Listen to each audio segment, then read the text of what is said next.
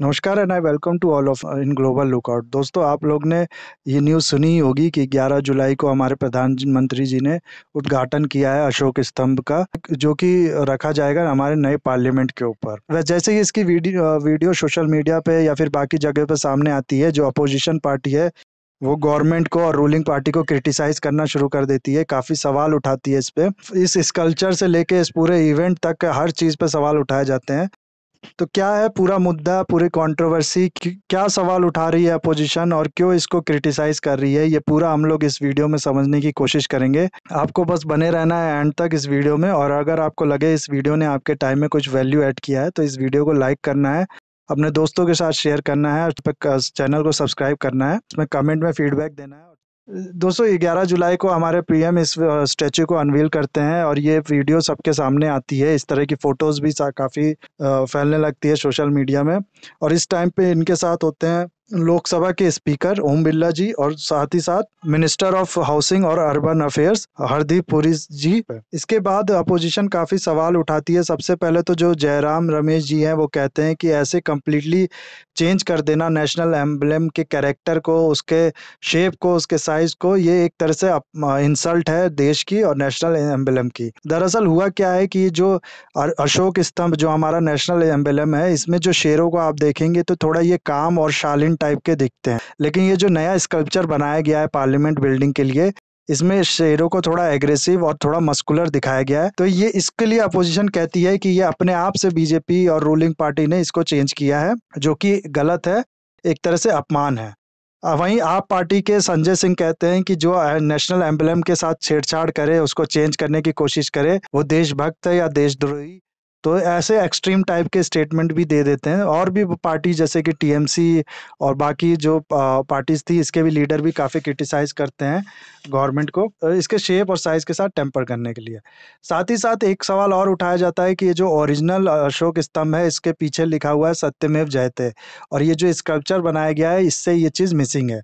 तो इसका ऑब्जेक्टिविटी पूछा जाता है कि इसकी क्या ज़रूरत थी, ऐसा क्यों किया बीजेपी ने? क्या ये इग्नोरेंस है कि ये जानबूझ के ऐसा किया गया है? ऐसा सवाल उठाया जाता है इस पे। एक कंट्रोवर्सी और होती है कि ये जो इवेंट है, इसमें जो उद्घाटन था इसका स्कल्पचर का, अशोक स्तंभ का, ये कराया गया था प्रधानमंत्री मोदी जी से। और इस समय केवल 2 ही बड़े लीडर मौजूद, ओम बिरला जी और दूसरे दूसरे हरदीप पुरी जी। तो ये इस पे सवाल उठ रहा है गवर्नमेंट के ऊपर और रूलिंग पार्टी के ऊपर कि बाकी पार्टीज़ के लीडर को क्यों नहीं बुलाया गया है।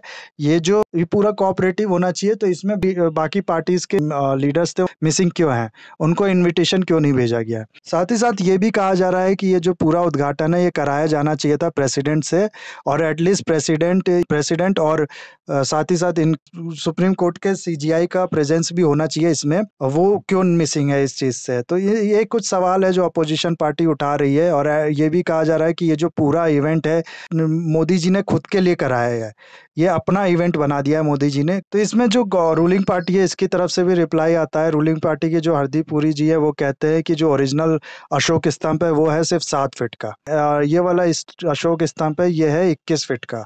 तो एक स्कल्पचर जो सिर्फ 7 फीट का है, उसकी तुलना करना इसकी 21 फीट से, वो एक तरह से बेवकूफ़ी होगी। और वो भी ये जो 21 फीट का स्कल्पचर बनाया गया है, ये रखा जाना है 108 फीट ऊंची बिल्डिंग के ऊपर। तो अगर इसको हम लोग छोटा या फिर लेस डोमिनेट बनाते तो ये नीचे से दिखता ही नहीं, रखा जाने की कोई मतलब ही नहीं होता। जब दिखता ही नहीं तो ऊपर आप क्या रख रहे हो, उससे मतलब ही नहीं है। उन्होंने कहा है कि इसीलिए इसको थोड़ा डोमिनेट बनाने की कोशिश की गई है, और उसी की वजह से ये थोड़ा ऐसा लग रहा है। कोई भी चेंज नहीं किया गया है हमारे नेशनल एम्बलम के साथ। कई लोग ये भी कह रहे हैं कि ये सिर्फ परसेप्शन का अंतर है। अगर आप जो ओरिजिनल अशोक स्तंभ है उसको भी नीचे से देखेंगे तो वो भी थोड़ा एग्रेसिव दिखेगा, और इसलिए इसमें ऐसा लग रहा है। बाकी कोई भी चेंज नहीं किया गया है इस एम्बलम के साथ। और भी बाकी लीडर रूलिंग पार्टी के ये कहते हैं कि जो अपोजिशन है, इसको ऐसे टाइम पे एटलीस्ट राजनीति नहीं करना चाहिए, और एटलीस्ट नेशनल एम्बलम को लेकर राजनीति नहीं करना चाहिए। अशोक स्तंभ की बात करें तो इसे 26 जनवरी 1950 में अपना राष्ट्रीय चिन्ह की तरह एक्सेप्ट किया गया था।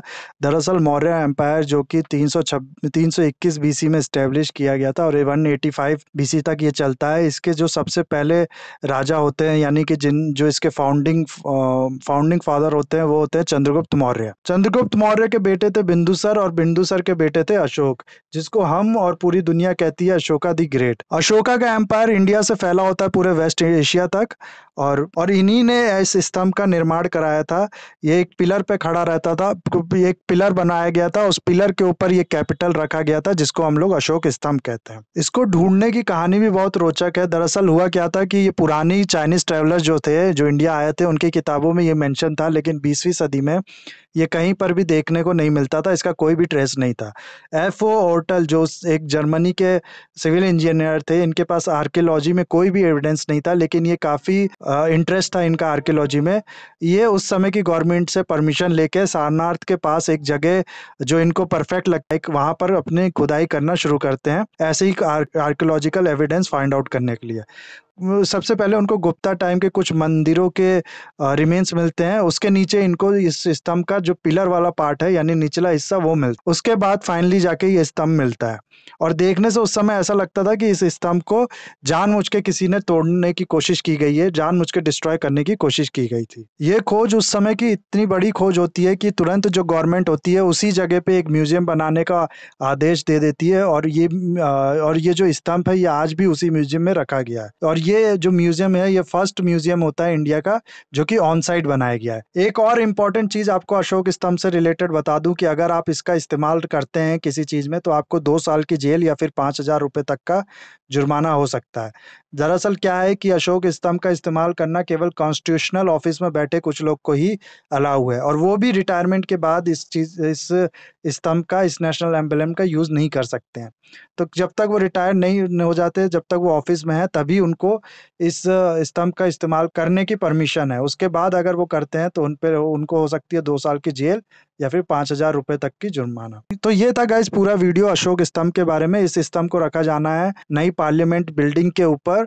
नए पार्लियामेंट के बारे में आपने सुना ही होगा कि गवर्नमेंट नया पार्लियामेंट बना रही है, जो कि पुराने पार्लियामेंट बिल्डिंग के ठीक सामने बनाया जा रहा है, और त्रिकोणीय शेप में ये बनाया जा रहा है। दरअसल इस पूरे प्रोजेक्ट का नाम है न्यू विस्ता प्रोजेक्ट, और ये जो नई पार्लियामेंट बिल्डिंग है, ये एक पार्ट है इस प्रोजेक्ट का। और भी बहुत चीजें बनानी है, बहुत से मॉडिफिकेशन करनी है इस पूरे एरिया की, इस प्रोजेक्ट के अंदर। तो 20,000 करोड़ का पूरा प्रोजेक्ट है न्यू विस्ता प्रोजेक्ट, लगभग इससे ज्यादा ही होगा। पुराने एस्टिमेट्स थे ये 20,000 करोड़ का। कहा जा रहा है अक्टूबर 2022 तक ये पूरी बिल्डिंग बना ली जाएगी, पर देखना होगा तब तक ये बन पाती है कि नहीं। अगर आपको इस नए पार्लियामेंट के स्पेशल फीचर्स के बारे में नहीं पता है, तो मैं चाहता हूँ आप ये लोग ये वीडियो देख लीजिए।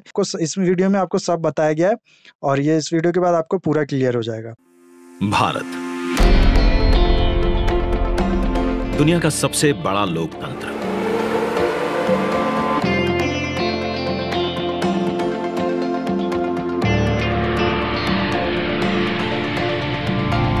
इस लोकतंत्र का मंदिर है संसद भवन, जहां होती है जन जन की आकांक्षाओं पर चर्चा और देश के भविष्य की दिशा तय।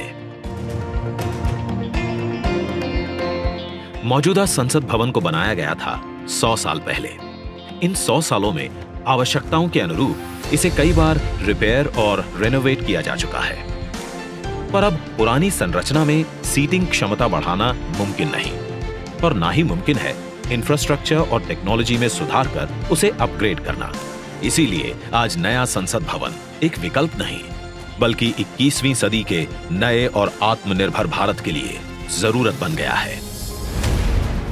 एक भारत श्रेष्ठ भारत की भावना को संजोए नया संसद भवन फैला होगा 64,500 वर्ग मीटर के विशाल एरिया में, जिसका निर्माण 21 महीनों यानी कि आजादी की 75वीं सालगिरह तक संपन्न कर लिया जाएगा।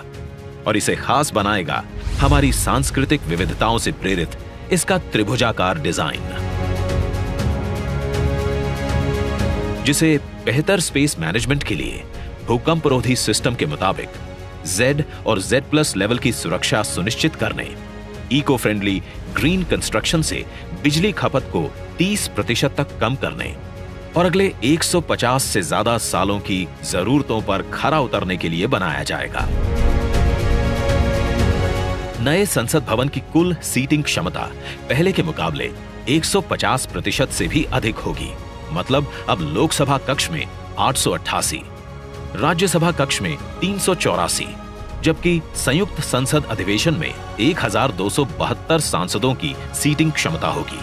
साथ ही डिजिटल इंटरफेस और आधुनिक सुविधाओं से युक्त होंगे सांसद कार्यालय और लोकसभा और राज्यसभा हॉल होंगे हाई क्वालिटी ऑडियो वीडियो और हर एक डेस्क इलेक्ट्रॉनिक गैजेट से लैस। इसके अलावा यहाँ पर होगा भारत की भव्य विरासत को दर्शाता संविधान हॉल, पुस्तकालय, समिति कक्ष और भोजन क्षेत्र।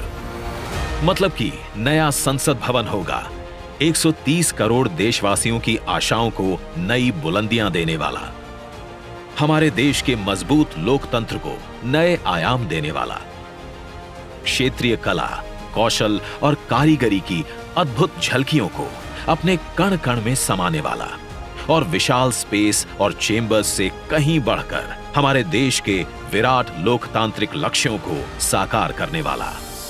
जैसे औपनिवेशिक काल के पुराने शहीद स्मारक के सामने हमने बनाया है नेशनल वॉर मेमोरियल, ठीक वैसे ही पुराने संसद भवन के सामने आज हम बनाने जा रहे हैं नए और आत्मनिर्भर भारत को समर्पित नया संसद भवन। तो आइए आज इस ऐतिहासिक पल का साक्षी बनते हैं जब प्रधानमंत्री नरेंद्र मोदी करने जा रहे हैं भारत के नए संसद भवन का शिलान्यास। तो ये था पूरा फीचर हमारे पार्लियामेंट के इस बारे में। इस पे भी कई सादा सवाल उठाए जा रहे हैं कि इस नई पार्लियामेंट को बनाने की क्या ज़रूरत है इस समय, और ये पैसा जो है अच्छी जगह यूज़ होना चाहिए, जैसे लोगों के वेलफेयर में यूज़ होना चाहिए। तो इस पे भी काफ़ी कंट्रोवर्सी है, जो कि एक अलग टॉपिक का, अलग वीडियो का टॉपिक हो सकता है। इस वीडियो को हम लोग यहीं ख़त्म करते हैं और आई होप आपको ये वीडियो अच्छा लगा होगा। अगर लगा है तो इसको प्लीज़ लाइक करिए, इस पे कमेंट कीजिए, अपने दोस्तों के साथ शेयर कीजिए और चैनल को सब्सक्राइब कीजिए। So that's it for the video guys. Have a nice day, take care.